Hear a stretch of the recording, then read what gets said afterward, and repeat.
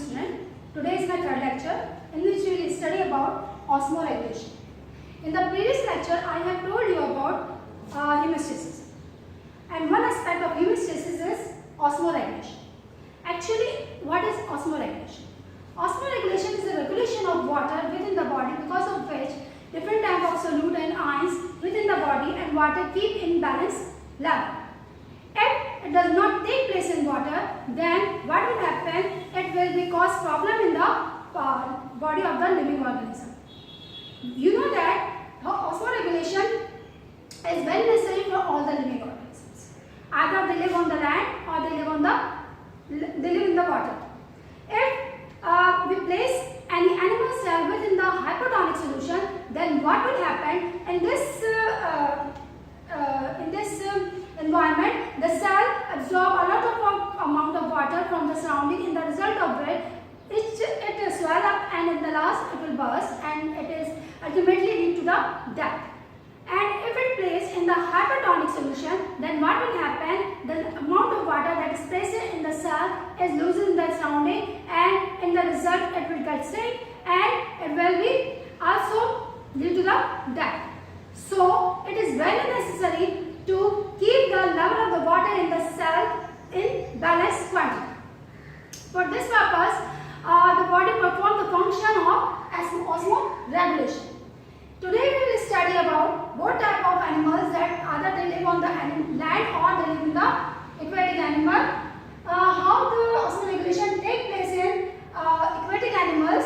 In aquatic animals, there are two types of living environment.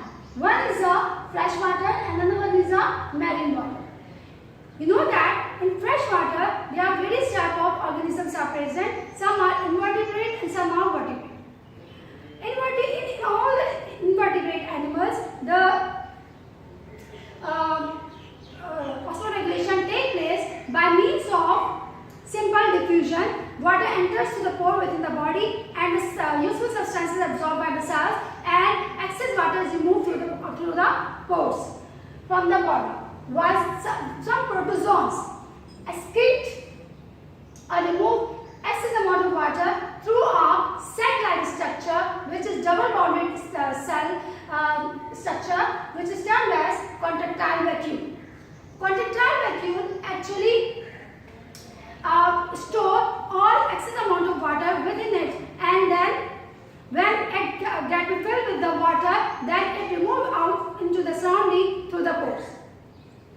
While in other vertebrates that are present in the water, like fishes, which are freshwater fishes, they excrete out the water through the kidney, as well as their gills also play an important role in the regulation of the solute within the body.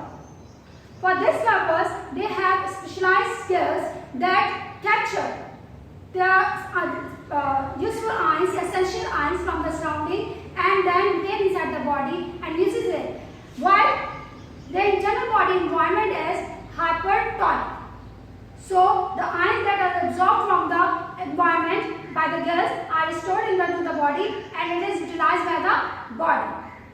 Gills play an important role in the absorption, while most of the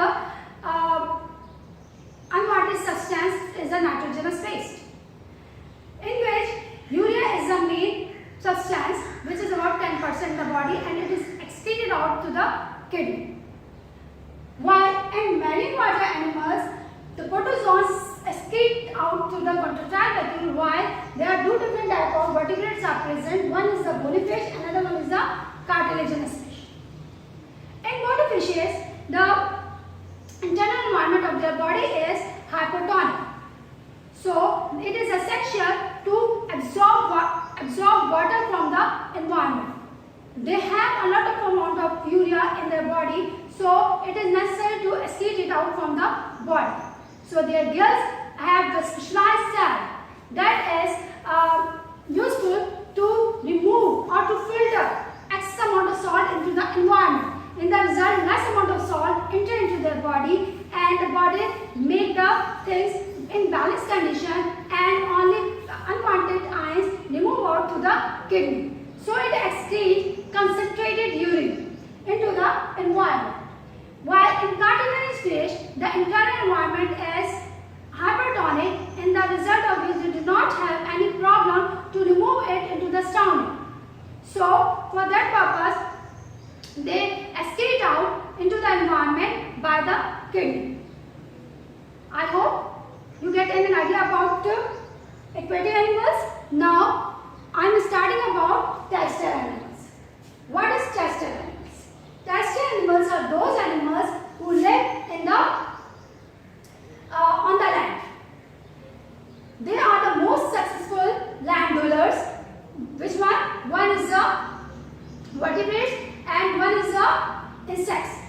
They both are most successful dwellers on the land.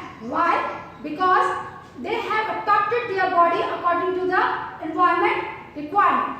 You know that the environment of the land is very harsh and dry. For that purpose, it is very difficult for an organism to keep the level of the water inside their body constant. For that purpose, they have adapted their body in 4 aspects. One is the waterproof external covering.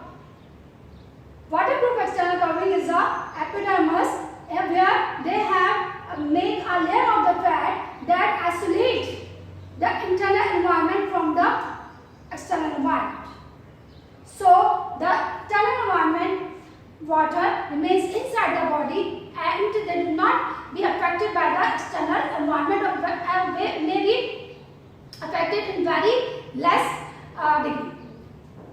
The other adaptation that takes place in the terrestrial animal is the storing and excretion of solid waste. Reptiles, birds and insects excrete in the form of uric acid, and they have a specialized cell in their rectum that reabsorb water when the unwanted substance is stored within the rectum. In the result of which, semi-solid substance excretes out from their body to the cloaca, and a large amount of water is restored within the body through these specialized cells. While the third adaptation that is take place in terrestrial animal is metabolic water usage. How the metabolic water usage? You know that in the mammals there is a fat layer present within the body, like camels, kangaroo, koala. These all have a large, very large amount of fat within their body. So when their fat metabolized, in the result of which a large amount of water is produced within their body, and this water is utilized by these organisms, and they make their body body water in balanced level. Fourth one is the storing of waste. Mammals store their waste within the body, and like urea. A large amount of urea is stored within the kidney that is responsible to reabsorb water from the kidney when it filters out from the body. And the result of which the water is stored within the body, and in this way these are the most successful dwellers on the land. Today my lecture has been completed about the osmoregulation in the terrestrial and aquatic animals. In the next lecture, we will study about another aspect of hemostasis, that is excretion. What is the excretion and what is the product, and how it regulates different type of ions and water within the body, we will study in the next lecture. Thank you.